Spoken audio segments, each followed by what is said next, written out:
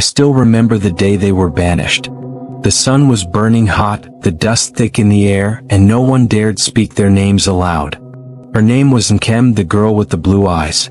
We had never seen eyes like that before, blue like river water under sunlight, yet sharp and cold like glass. She was beautiful, yes, too beautiful. Her skin glowed dark and smooth like roasted palm kernel, and she walked with calmness, like she knew something the rest of us didn't. Everyone in the village feared her beauty. Even the old women whispered that she was not born from a woman but found by the river gods. I was only 16 then, and my mother always told me to stay away from Nkem's family. "Those eyes are not from this world," she said. "They bring trouble." But I was curious. I had seen Nkem help people. She gave herbs to the sick, fetched water for the old, and even sang at children's naming ceremonies. Nothing evil about her. Still, the elders watched her closely, as if waiting for her to do something wrong. Then one day strange things began to happen. The illness. Goats started dying in their pens. The river turned muddy even when there was no rain. Babies fell sick at night, their mothers claiming to hear whispers near the windows. The elders said it was a curse, a punishment from the gods. And as it always happens, the people needed someone to blame. They blamed Nkem's family. They said her father had stolen something sacred long ago. Others said her mother was seen bathing in the river at midnight, singing in a strange language. No one had proof, but fear spreads faster than fire in a dry field. Soon no one came near their hut anymore. Children threw stones at their house. Even the dogs barked whenever Nkem walked by. Yet she never fought back. She only stared with those strange blue eyes, not angry, not sad. Just quiet. The day of judgment. It was the new moon festival when the elders gathered everyone in the square. Drums stopped. The air was heavy. The chief said, "The gods have spoken. The curse on our land comes from one house, the house of the girl with blue eyes." Everyone gasped. I remember Nkem's father trying to speak, but the crowd shouted him down.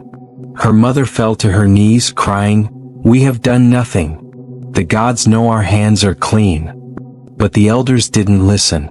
The priest brought out a calabash filled with white powder and threw it to the ground.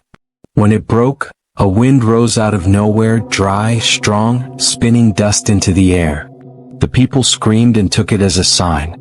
"They are cursed," someone shouted. "They must leave the village." And just like that it was done. They were banished before sunset. The journey into the forest. I remember watching them go. Nkem walked in front, her blue eyes bright even in the shadows. Her mother held a small pot. Her father carried a bundle of clothes. No one offered them food or water. The villagers stood watching in silence until they disappeared into the forest. That night, the wind howled louder than usual. The moon hid behind the clouds. I couldn't sleep. I kept thinking of her eyes.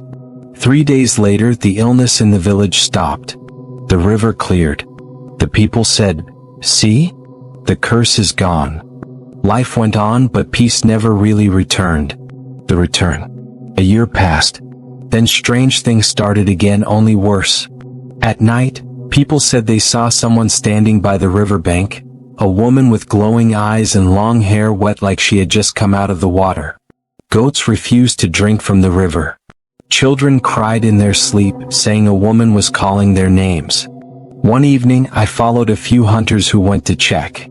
We found footprints, bare, small like a woman's, leading toward the river. The water was calm, but something shiny was floating on it. It was a piece of white cloth, Nkem's mother's head wrap. The hunters ran back, saying the spirits had returned. That night, drums sounded in the forest. We heard singing, low, haunting, and beautiful. It was a song Nkem used to sing when she fetched water. By morning, one of the hunters was missing. The night of blue fire.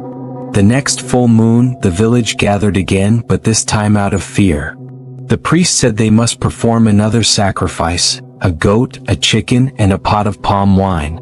They went to the river to do it. I followed from a distance, hiding behind the trees. When they reached the riverbank, they placed the offerings and chanted. The water was still. The priest raised his staff and said, "Spirits of the river, take this offering and leave us." Suddenly the river boiled, not from fire, but from something unseen. Blue light rose from the water like smoke, twisting into the shape of a woman. The crowd screamed and ran back, but I couldn't move. It wasn't Kim. Her eyes glowed brighter than before. She looked the same, only her skin shimmered like water. She didn't speak. She only raised her hand and pointed toward the village. Then the wind blew strong, angry, cold. Huts fell. The priest dropped his staff and fled. By the time morning came, the village shrine had collapsed, and the chief's roof was gone. No one died, but everyone was terrified. That night, the village was silent. The truth. Weeks later, an old woman confessed what no one wanted to hear. She said Nkem's family was never cursed. They were protectors of the river. The illness came because the villagers built farms too close to the sacred water and polluted it. The gods were angry, but instead of fixing their mistake, the people blamed the innocent. And now they were paying for it. The elders tried to make peace. They took offerings to the river, called Nkem's name, and begged for forgiveness. For many nights nothing happened. Then one morning the villagers found a flute on the riverbank, carved from bone. No one touched it. But from that day the strange events stopped. The river flowed peacefully again. And sometimes when the moon is full, we hear soft singing, the same melody Nkem used to hum. People say she watches from the water, guarding the village that betrayed her. I never thought I would live to see her again. After that night at the river, the night the blue fire rose, I prayed every day for peace. For years the village stayed quiet. No deaths, no sickness, no strange lights. It was as if Nkem's spirit had finally forgiven us. But peace never lasts long in our land. It never does. The year the river dried. It began slowly. First the river started to shrink. Every morning when we went to fetch water, the shore stretched further and further inward. The fish disappeared. The once green grass around the water turned brown, and the air began to smell like rot. The elders said the gods were angry again. They ordered sacrifices, goats, chickens, even money, but nothing changed. One evening, a small boy ran into the village square shouting that he had seen something in the river, something that looked like a woman walking on the dry sand, her skin glowing faintly under the moon. When people went to check, they found nothing. Only footprints, bare and small like Nkem's. The whispers began again. Her name returned to the air like an old wound opening. And that's when the dreams started. The dreams. People began to dream of her, the girl with the blue eyes. In the dreams, she stood by the river, calling softly. Sometimes she smiled, sometimes she wept. And sometimes she said nothing at all, only pointed at the village with a face full of sadness. After those dreams, the dreamers would fall sick. Some died. Others simply vanished into the forest at night, never to return. No one talked openly about it, but everyone knew Nkem had come back. The stranger. One evening when the sun was dying red over the forest, a stranger came to the village. He was tall, dressed in a long dark robe, carrying a staff carved with the shape of a river snake. He said his name was Odin, a traveler and dream reader from a faraway land. He claimed the river's spirit was restless, trapped between the world of the living and the dead. He said the villagers had done something terrible, and the spirit wanted balance. The chief welcomed him, desperate for help. That night, they lit a large fire in the square and asked Odin what could be done. He looked at the flames, then at the people, and said, "The one you cast away has returned. She is neither dead nor alive. Her heart is still here, waiting." When he said that, the wind blew suddenly, and somewhere deep in the forest, a flute began to play. The return. We all froze. The sound was soft at first, sweet, sorrowful, and slow. Then it grew louder, echoing across the huts, through the trees, until even the ground seemed to hum. The fire flickered. Children began to cry. The chief shouted for everyone to stay inside, but the sound of the flute was everywhere, inside, outside, even in our dreams that night. By dawn we found the tracks again. Bare feet, small and delicate, leading from the forest to the center of the village. And there, right before the shrine, lay a flute carved from bone, the same one we had seen years ago. But this time it was wet, like it had been pulled out of the river. The night of the mirror water. That night the river came back to life. It flooded without rain, rising higher than anyone had seen before.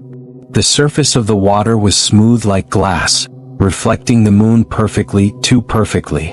When people looked into it, they didn't see their own faces. They saw Nkem's. Some screamed. Others fell to their knees. And then the water began to move.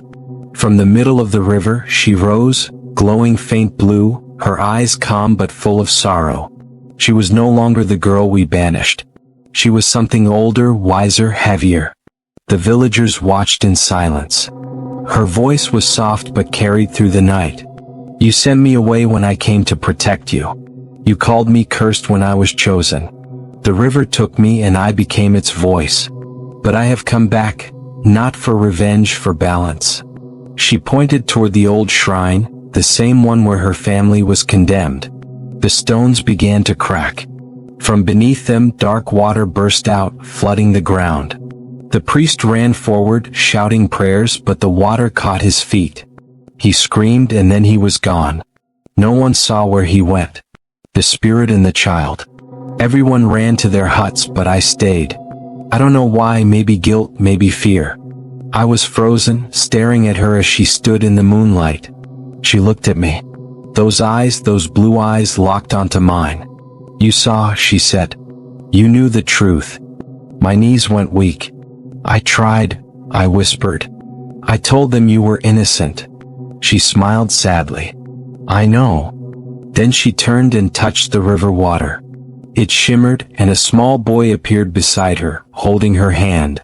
He looked just like her. The villagers who were watching from afar gasped. They said later that the boy was the spirit of all the children lost to the sickness. She looked at the boy, then back at me. The dead must rest, she said. And the living must remember. Then, slowly, she and the boy walked into the river. The water swallowed them whole. When morning came, the river was calm and full again, clean, clear, alive. The flute was gone. After the return. From that day things changed. The soil grew fertile. The air smelled fresh again. People began to rebuild the shrine not for the old gods, but for Nkem, the girl who became the spirit of the river. No one called her cursed anymore. They called her Muol Miri, the spirit of the blue water. Every year, during the planting season, we place white flowers by the riverbank. We never throw waste into the water. And no one dares speak her name in anger. Because sometimes, when the night is too still and the wind carries music from far away, we hear it. That same flute melody. And the river ripples softly like it's smiling. I'm an old man now. My grandchildren think this is just a tale, a bedtime story to scare them. But I know what I saw. The girl with the blue eyes was no curse. She was a warning, a gift we were too blind to see. And even now, when I walk by the river at night and the moon touches the water, I swear, I see her reflection, calm, kind, watching and protecting.